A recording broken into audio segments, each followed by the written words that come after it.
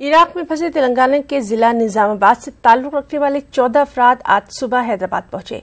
हैदराबाद के Kacheguda railway station पर उनका इस्तकबाल किया गया। दरअसल 14 अफराद Telangana NRI wing, gulf Telangana welfare and culture association, Telangana जागृति तंजीम की कोशिशों के सबब 29 जनवरी को दिल्ली वापस हुए थे।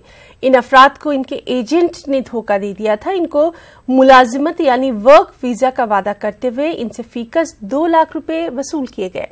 मुतासरीन ने बताया कि वो इराक में 5 माह तक जिंदगी की मुश्किलात झेलते रहे।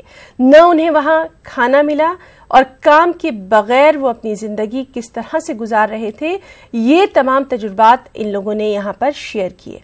इराक में गल्फ वेलफेयर एसोसिएशन के नुमाइंदे बसवंत रेड्डी की मदद से इराक के एरबिल इलाके में हिंदुस्तानी कौंसल खाने से रब्त पैदा किया गया, जिसने इंसानी बुनियादों पर इन अफराद को वापस भेजने का काम किया।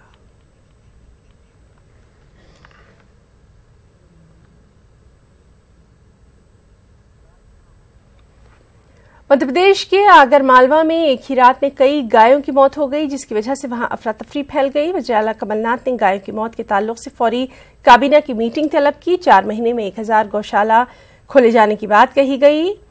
उन्होंने कहा कि इन गौशालाओं में 4 लाख लोगों को रोजगार मिलेगा। पृथ्वी ललित कला के जेर एहतमाम नई दिल्ली में बैनुल-अक़वामी नुमाइश का एहतमाम किया गया। नुमाइश में कई ममालिक के फनकार शामिल हो रहे हैं। इस नुमाइश का मौजू जर्नी ऑफ लाइट रखा गया था। फ्रांस, बर्तानिया, नॉर्वे, हिंदुस्तान समेत कई ममालिक के फनकारों की पेंटिंग्स इस नुमाइश के लिए रखी गई थी, जिन्हें देखकर वहां आने वाले लोग खूब महसूस हुए।